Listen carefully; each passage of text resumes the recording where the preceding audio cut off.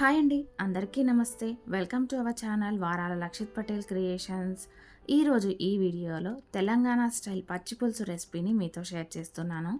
పచ్చి పులుసు అందరూ చేసేది, కానీ ప్రాంతాన్ని బట్టి మారిపోతూ ఉంటుంది.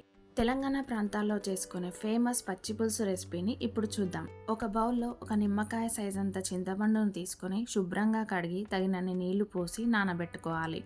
ఇప్పుడు ఒక రోట్లో 2 టీ స్పూన్ల నువ్వులు, 2 పచ్చిమిర్చి, 1 టీ స్పూన్ రాళ్ళుప్పు వేసుకొని తగినన్ని నీళ్లు పోసి ఫైన్ పేస్ట్లా గ్రైండ్ చేసుకోవాలి. ఇప్పుడు ఒక మిక్సింగ్ బౌల్లో ఉల్లిపాయ ముక్కలు, 1 టీ స్పూన్ రాళ్ళుప్పు వేసి ఉల్లిపాయలను బాగా పిండుతూ అందులో సారాన్నంతా బయటకు తీయాలి. ఈ పచ్చి పులుసు ముద్దపప్పుతో ఇంకా నాన్ వెజ్ ఏ ఫ్రై కర్రీతో అయినా చాలా టేస్టీగా బాగుంటుంది. ఇప్పుడు దీనిలోకి సన్నగా కట్ చేసి పెట్టుకున్న కొత్తిమీర తరుగు, చింతపండు రసం వేసి తగినన్ని నీళ్లు పోసి ఒకసారి కలుపుకోవాలి.